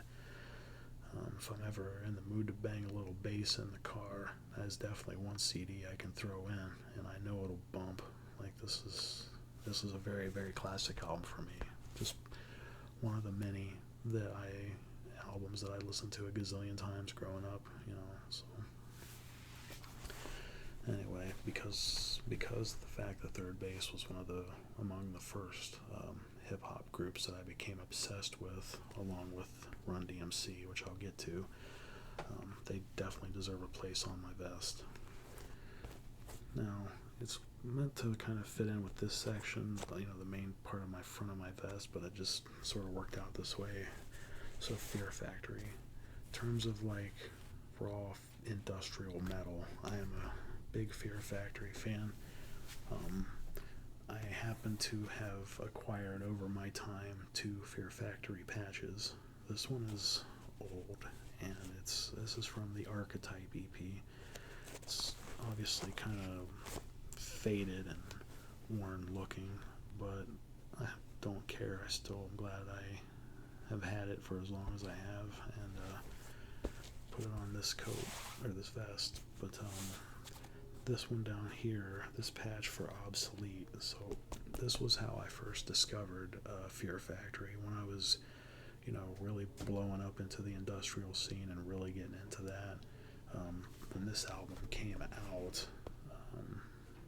I can't remember how I heard about it, if it was someone at school or a friend of mine, or how I discovered it. But anyway, when this came out and it was new, I just ended up getting a copy of it, and that little by chance happening is what made me a fan. I ended up really thinking this album was badass, and like it was much harder than Nine Inch Nails, for example, and just. But anyways, we're going back, to the late '90s, early 2000s there. So, what else can I say? I've been a fan of Fear Factory for like 20-something years, and I'm always going to love those guys. So. Now, moving on, this strip over here is kind of dedicated to hip-hop, and some of my favorite stuff. So, Redman, I don't really have a cool story for that. The reason that patch is there, though, is because I'm a big Redman fan. His first album, What the Album, is called What the Album. Man, I used to listen to that a lot. That was one of the CDs I would occasionally bang in my car when I was old enough to drive and add that system in there, because I really love that album. And the second album after that is called There Is a Dark Side. I used to sleep to that album because it's really kind of mostly a mellow album and stuff, and when I was young like that, I used to like sleeping to music. I would put a CD in, put it on, disc repeat, and keep really, really low volume, just listen to music when I would sleep. And Redman's There Is a Dark Side, I used to sleep to that album a lot. But anyway, I love this dude. I think he is cool as hell. Big fan. And that goes way, way back into my childhood. So Redman, I felt, belonged on my vest. Up here, and it's not I promise it's not on purpose, it has to be Redman next to the Indian, right? But Chief Wahoo. So I grew up, my dad was a hardcore Cleveland Indians fan, and when I was young, I didn't really care for sports, but I used to watch baseball games with him from time to time, just hanging out. But when you're around like him and my little stepbrother were sports fans. They both loved the Tribe and loved baseball, and I was like, meh. But when you're around it enough, you see enough of it, you start to understand what's going on and getting into it. And then by the time I was a little older, I was starting to grow up a bit, I became a fan myself. I ended up really, falling in love with some baseball. I am not a fan of this outrageously politically correct bunch of sissies, that these people that look for stuff to get offended about and dig up things that they can somehow, one way or another, paint as racist. If they can't find something legitimate to be mad about, then they'll make something up. It's just so absurd.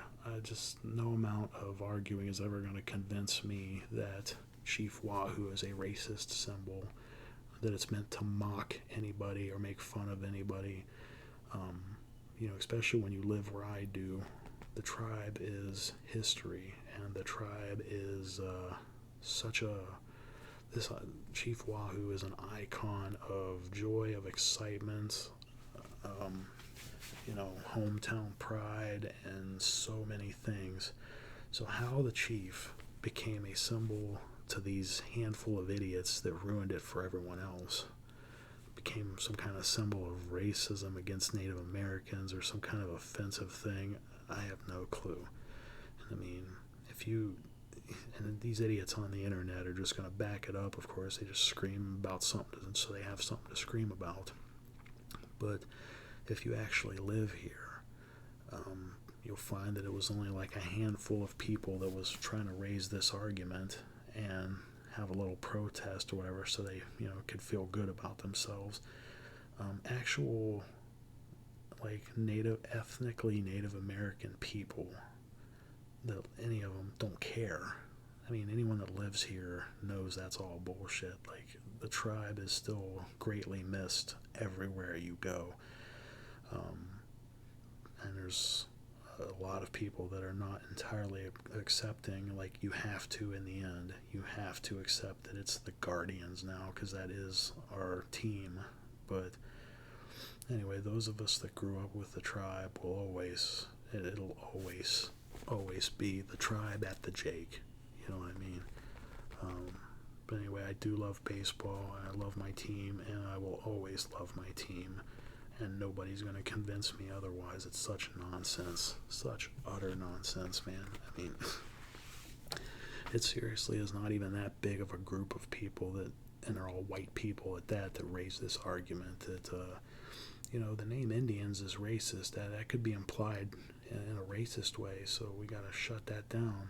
It's totally bonkers. Like, how such a small group of idiots managed to actually win that argument still boggles my mind. Because again, if you actually live here, you don't find too many people that are like, yeah, that's a racist name, we need to get rid of that. I don't know how you can spin that. Like, I could really go on and on about that, because I have never known anything to be a mockery or a joke or offensive to anybody with Chief Wahoo. I mean, it's a cartoon character. He is a symbol, an icon. He's not modeled after an actual person. He's not meant to make fun of anything. Like, this symbol meant a lot of positive, strong things to people. It was not meant to represent anything negative or hateful. It was never intended to be.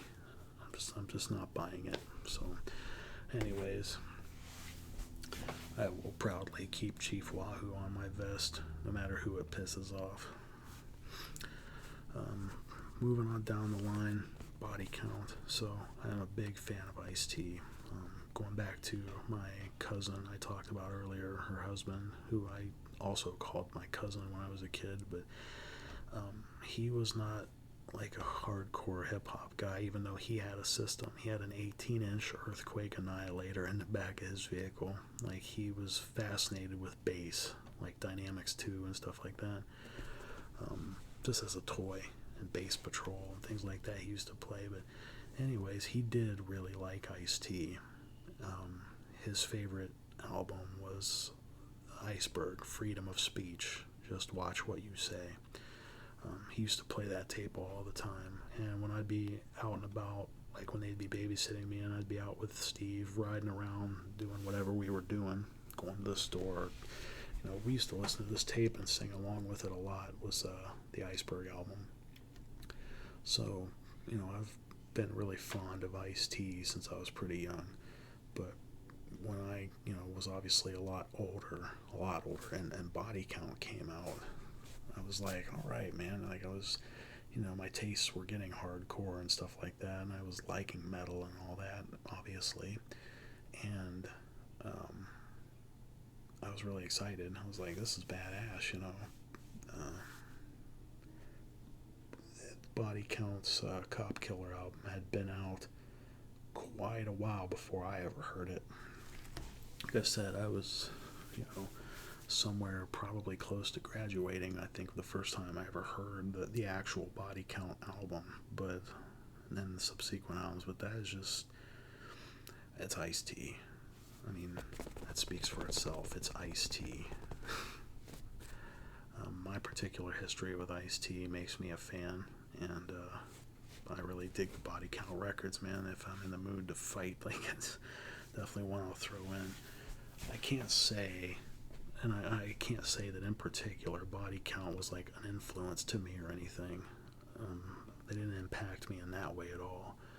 I just really enjoyed the music for fun, because it rocks, freaking hard. And like I said, I do have a personal history of fondness with Ice-T, so it fits for me.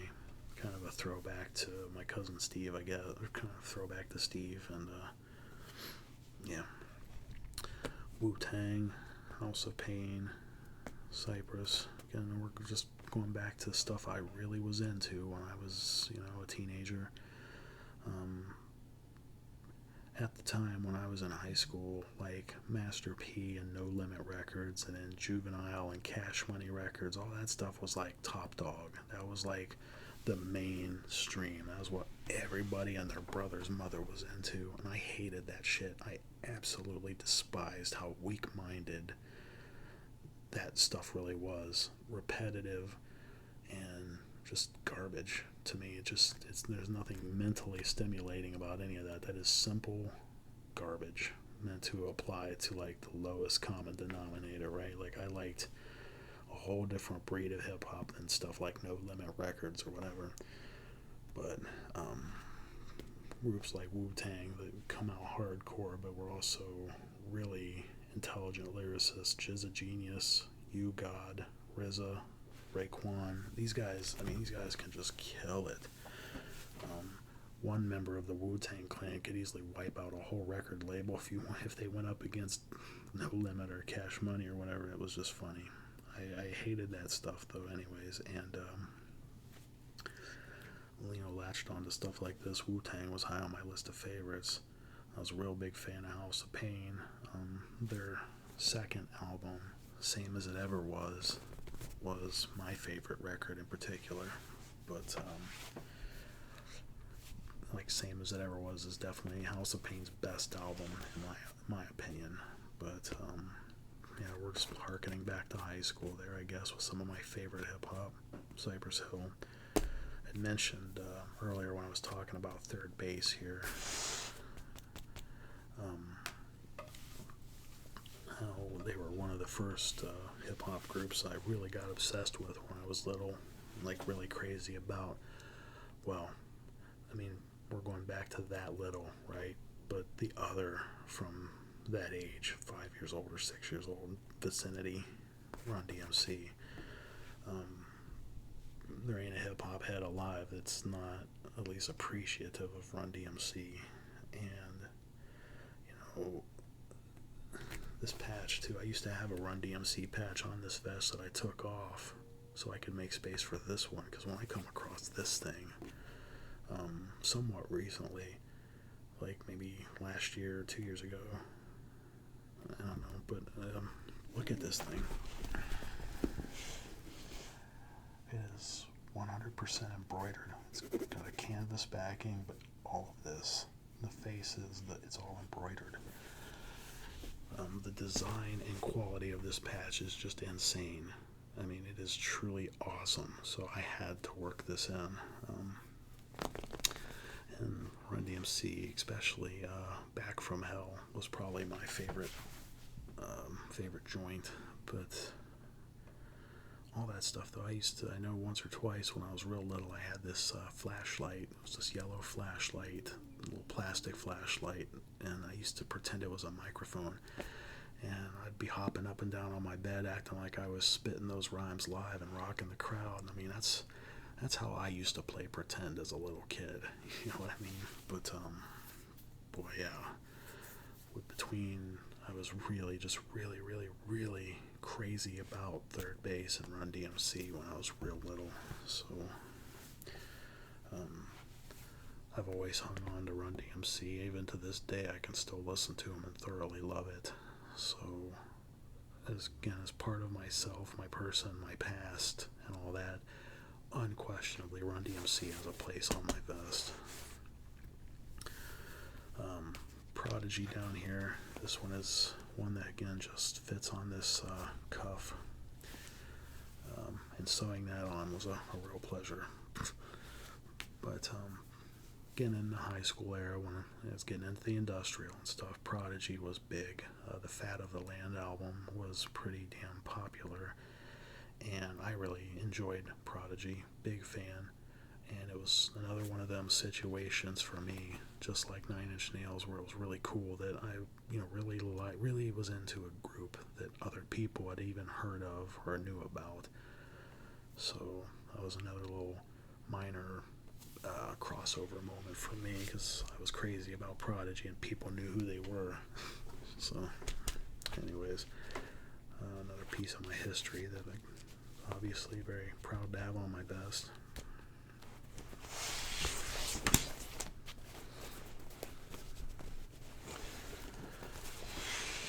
Going on to this side panel. So, My Life with the Thrill Kill Cult. Just another one of my favorite old school industrial bands. Ozzy Osbourne. I went through a phase when I was younger where I was just really into Ozzy. Osmosis had come out, and Perry Mason was the jam. And I used to watch the Osbournes on TV. I've always, appreciated Ozzy and Black Sabbath and all that, so I managed to squeeze Ozzy into my vest here just because of my memories with that. I remember my very first roommate out of high school. We'd gotten an apartment together, and he was into much different music than me. In fact, his favorite artist was Meatloaf. He really respected Mr. Loaf. But, me and him both just really used to listen to Ozzy a lot. Go around, riding around sometimes at night, hanging out or whatever, and just really crank. I remember he got me a copy of Osmosis. I don't know if it was my birthday or for what, but because I really liked the song Perry Mason at that time. And, I just have some memories and fondness for Ozzy, so he goes on there. Filling in space here, I stuck another little Chief Wahoo in there. Just for the hell of it, for no other reason. I had another Bugs Bunny patch, so I decided to go ahead and work them in here. Rammstein. I kind of talked about them earlier, but I love Rammstein.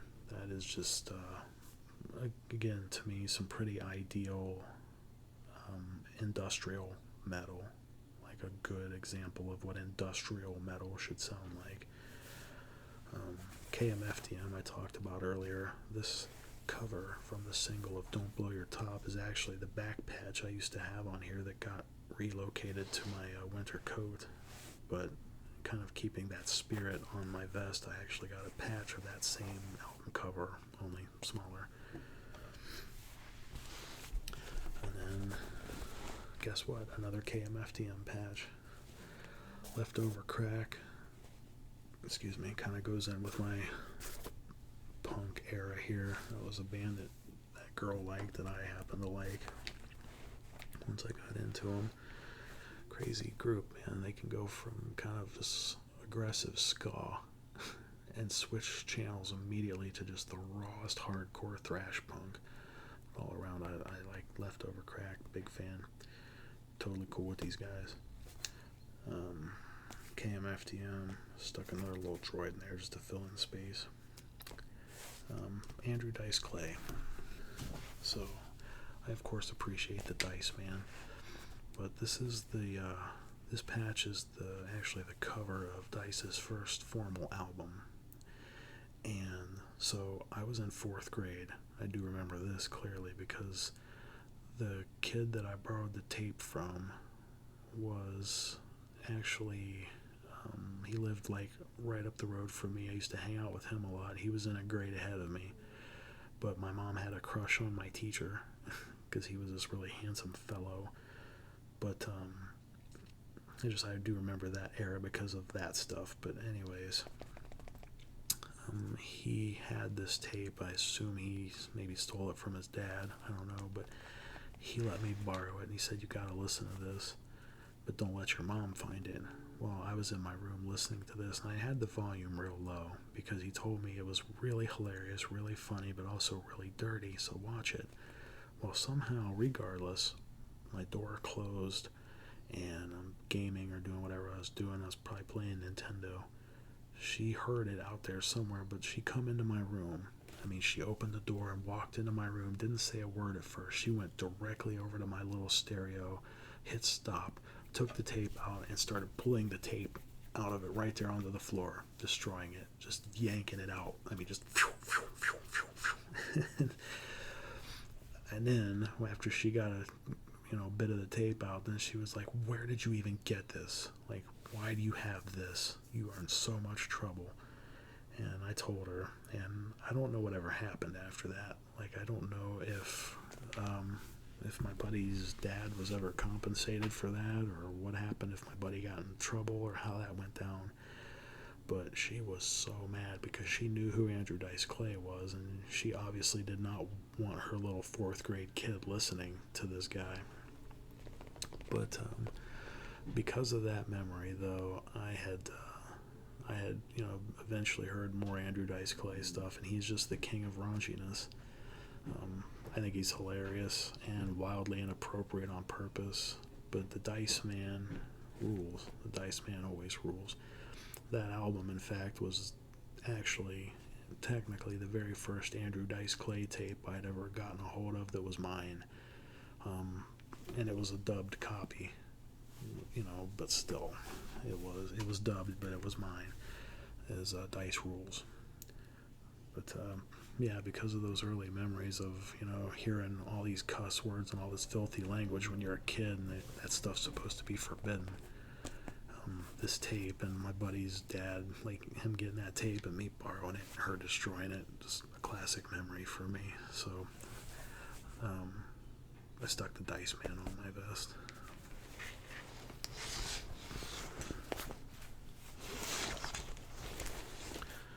Finally, the back.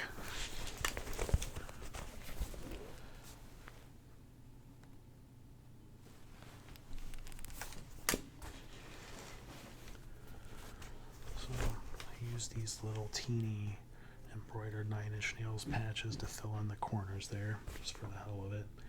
Got another Rick Sanchez there. So again, I really love Rick.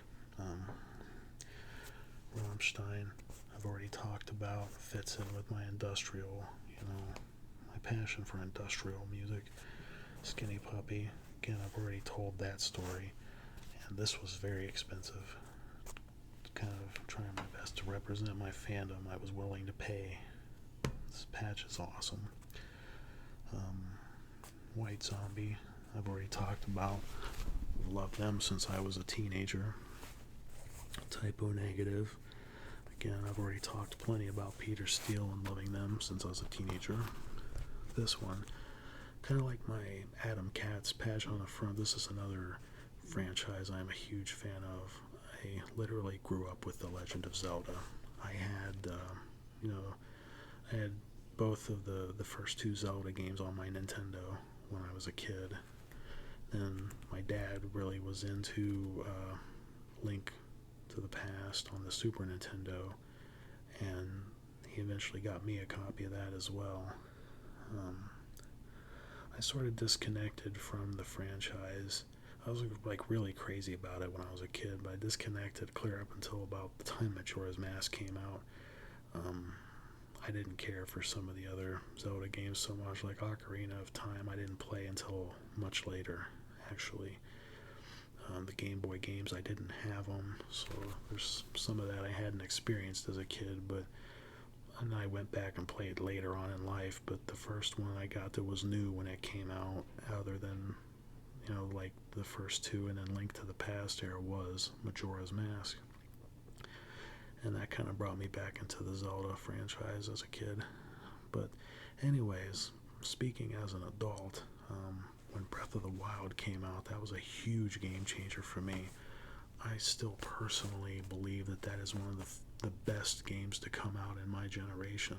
Like, I'm very, very crazy about Breath of the Wild, and this embroidered Eye of the Sheikah tattoo, Eye of the Sheikah patch is just awesome, and because of how much I love Legend of Zelda, similar to Fallout, I had to work it into my vest somehow, so this is where it ended up. I'm going to skip down here for a minute. So, Ministry I've already talked about, Nitzareb I've already talked about, Crash Bandicoot, I am a fan, and I felt that he fit in with the color scheme down here. this was a difficult patch to find. Like, try to find this exact patch. I guarantee you'll have a hard time. But yeah, I love Crash. When internet gaming was starting to become a thing, I used to play Quake online a lot. Back in that that high school era, there was a service called Heat.net, and the original Quake. I used to be in some clans on there, and that was just one of my hobbies. I spent a lot of time on ICQ talking to my friends from the games, and we'd set up our servers and play on Heat.net. And it later became called, they ended up calling it Quake World, but at the time it was just Quake 1 or Quake. But anyways, I used to use an image of Crash Bandicoot's face as my avatar. So I do go way back with Crash. So childhood memories, I guess you could say. So I stuck him on there. Combi Christ. I don't have a super detailed history with him. I just like him. I like that it's kind of hardcore electronic and hardcore industrial. Badass. Love Combi Christ. Christian Death fits in back in my gothic rock section there, I guess. Roz Williams is the name of the guy that founded the band, and they're, as you might guess, very atheistic in nature, and they write songs about sin and sex, and just and it's very, and of course anti-religious stuff, lots of anti-religious stuff, challenging religion and theology and egos, and then, like I said, writing detailed songs about sin and all that. They're really awesome to listen to, though. The EP Prophecies is probably one of my favorite Christian Death releases. Of course, like the later material, Atrocities and Sexy Death God, also awesome albums. This is just very dark, angry, gothic music, and I've liked them for a long time. So, of course, I made a place for them in my vest. Got a patch for them. This giant embroidered work here for Three Teeth. This is a far more modern industrial metal band that, to me, is definitely a pinnacle of industrial metal.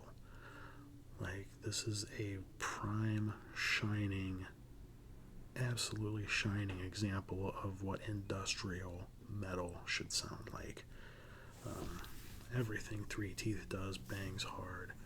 I first discovered them by accident with the album Shutdown.exe, and the moment I heard that, I went on from there, and I've stuck by them. But this is, if you've never heard of Three Teeth, they're worth looking up. This is truly, I mean, if you like hardcore metal and industrial music, this is a good blending, a very good blending. Lastly, my back patch.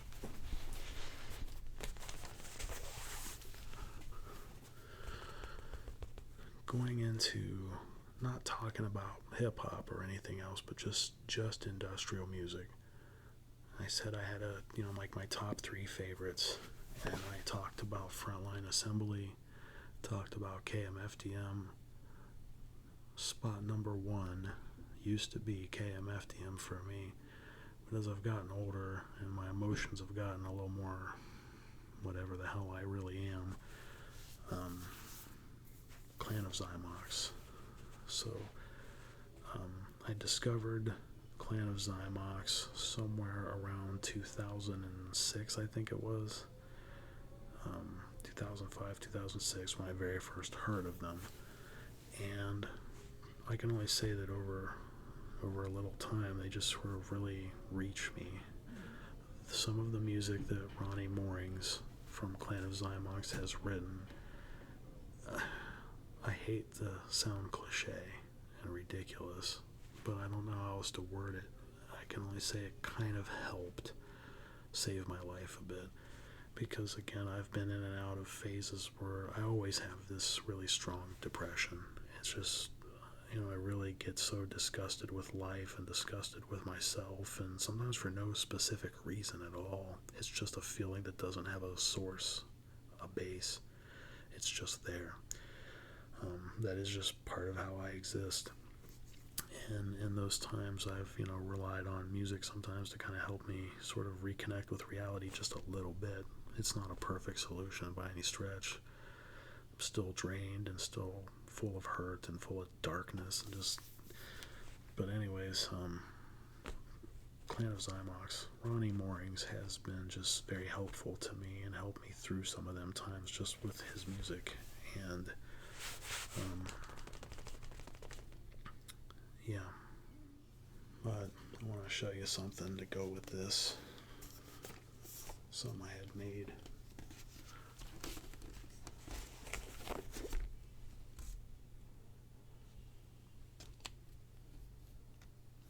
Trying to fight the reflection of the light there, but I got to meet Ronnie Moorings just last year. How often is it that you get to actually meet and talk to and hang out at all with a musician that is, worldwide traveled and known, and yet, actually get to be with them instead of, just out in the crowd.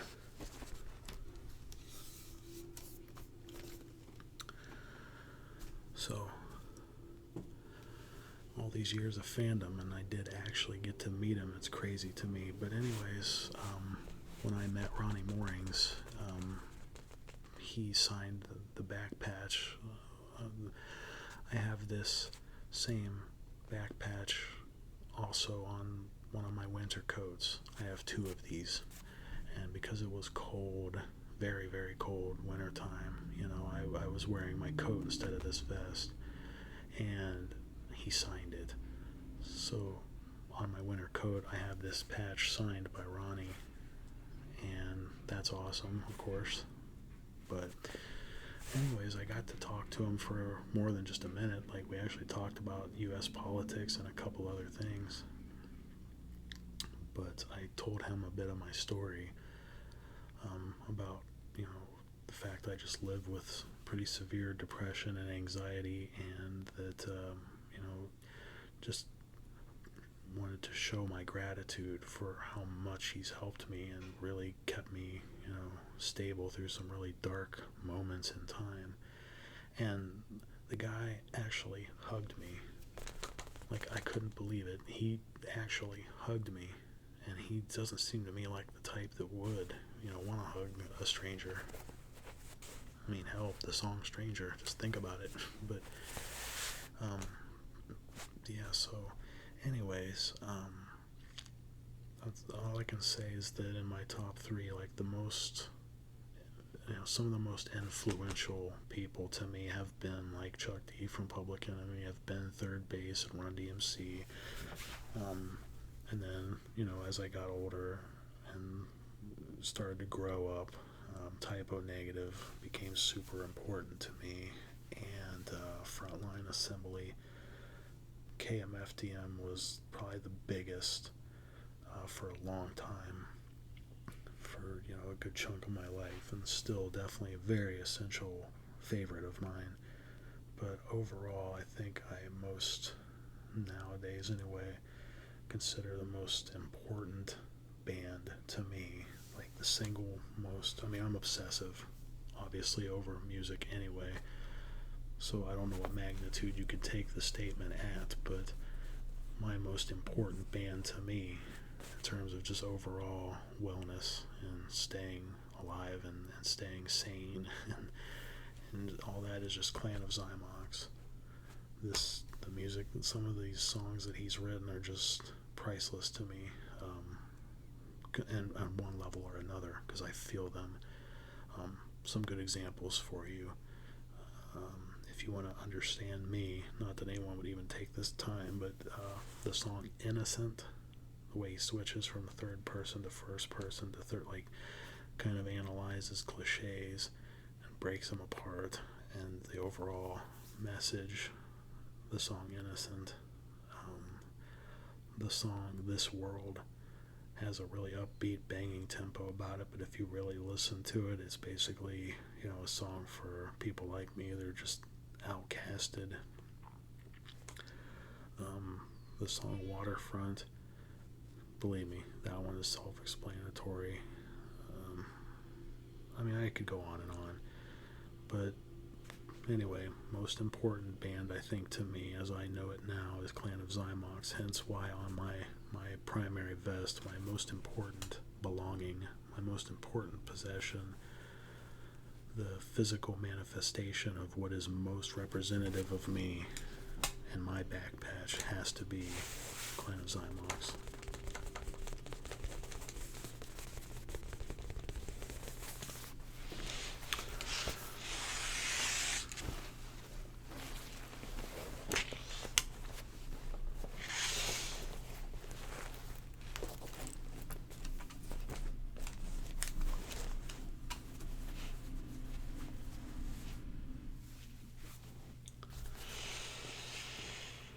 So anyway, yeah,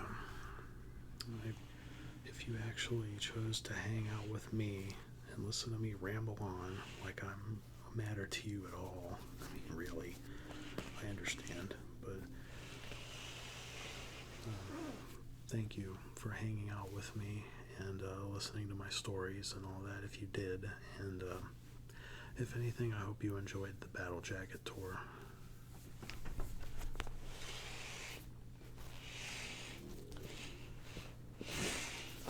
So, this is the Underconfident Human signing out.